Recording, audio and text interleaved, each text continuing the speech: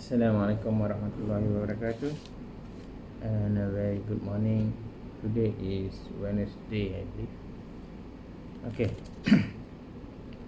When I was sitting for master exams in general surgery, I think part 1, 2002, I think, 2002, I was asked about this particular thing. In my hand, there are many sutures, surgical sutures. So I was asked during Viva session in Principles of Surgeries. So I want to share with you about certain aspect of sutures. So the question was asked on me was, what is ideal suture materials? What is ideal suture materials? The question is very simple, and the answer should be very simple as well. If you prepared, you can answer it fluently. If you are not prepared, you will start mixing all around, and then you can screw the whole sessions. Okay, what is ideal suture materials? Ideal suture materials should be easily available, very cheap, possess good tensile strength, good tensile strength, should be durable, does not harbor bacteria, non-allergenic, and then it cause minimal tissue reactions, and it also cause minimal tissue dragging when it pass through the tissues. Anything that I miss? I think I mentioned most of it. Okay, that is ideal suture materials. Okay, we go it one by one. What actually the functions of the sutures? If it is in general surgery, basically you want to approximate the age of wound or bowels. It means to promote and facilitate wound healings. If you don't approximate the skin age, for example, it will cause delay in wound healing, and instead of primary wound healing, it becomes secondary wound healing by granulations. It also serves a purpose in restoring the functions of joint. For example, in orthopedic surgery, you injured the ligaments, so the surgeons suture and approximate these ligaments together so that the joint function will be restored. And suturing also will save lives by ligating bleeding vessels in emergency surgery or in any sometimes endoscopic procedures also. Alright, so that is about ideal suture materials. So what are the type of suture? We can have absorbable and non-absorbable. The simple classification is absorbable and non-absorbables. In my hands, there are various type of absorbable sutures. You can have natural absorbable here, which is silk, and synthetic absorbable here. And this is, I'm talking about non-absorbable. Natural like silk, and synthetic like Teflon, right? Synthetic like Teflon. So this is used for skin suturing. This is used as for skin suturing. And then absorbable suture, you can have natural and synthetic as well. Alright, so natural is like this one, chromic catgut, from the shape of the intestines. Natural absorbable suture, and synthetic absorbable sutures like Dexon, monosyl, and all those things. Okay, among the absorbable sutures, they are further classified into single filament or braided. Single filament or braided, right? Braided is like novosins, atau vicryls or safil. These are braided. Alright. So what is the difference between monofilament and braided? I mentioned the characteristic of ideal suture materials. Braided, it forms like a trap for bacteria to colonize, and it can harbor infections. Whereas monofilament is single filament, and then it does not have any space for bacteria to grow. Okay, so these are the type of sutures, and in every suture there are size, started from O, 1, 2, 3, 4, and let me change in the form of O. 1O, 2O, 3O, 4O. The larger the number, the smaller the vessels. For example, if you want to suture the skin using Teflon, usually we can use 3O in general, or in general parts of the body.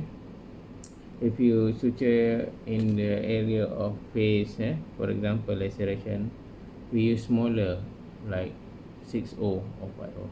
This is because this area has got plenty of blood supply, so good wound healing, and because of that, smaller the suture is, will cause less scar. Alright. Okay, another question that can be asked is how this absorbable suture being absorbed. You have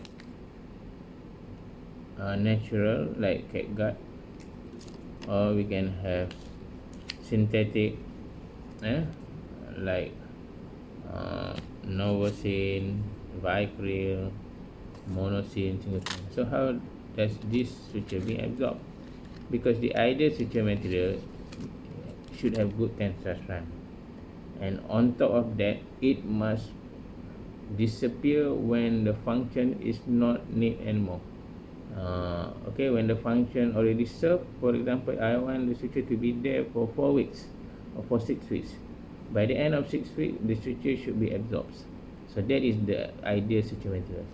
So for synthetic, for natural, the absorption is by means of enzymatic reactions, by means of enzymatic, because this is proteins, right? By means of enzymatic reaction. So enzymatic means there is a chance of infections, there is a chance of infections.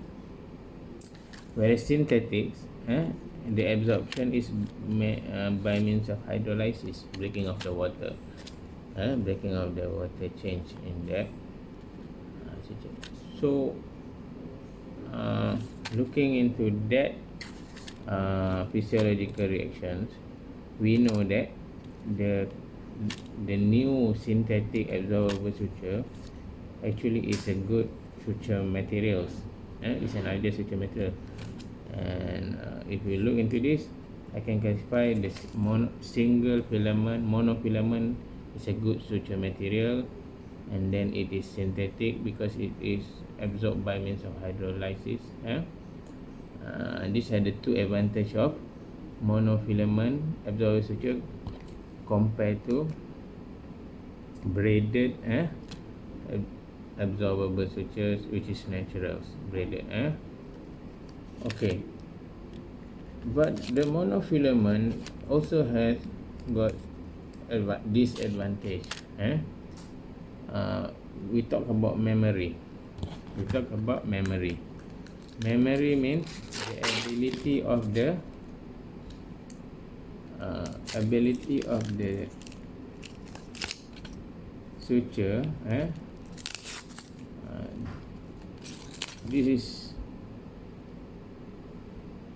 This suture is monofilament, a non-absorbable suture.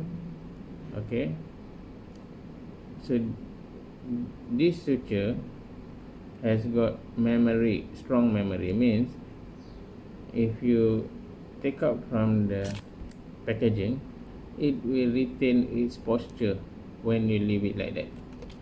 So it has got good strong memory. So it's difficult to make a good knot. So minimum of throw when you make a knot should be more than 4 times to make a good knot, because of these properties of strong memory. So if you've been given this suture, you have to actually straighten this suture several times. You have to ask your scrub nurse to straighten it several times, or you can do it yourself before you start suturing. So you want to diminish the memory. It's just by logic.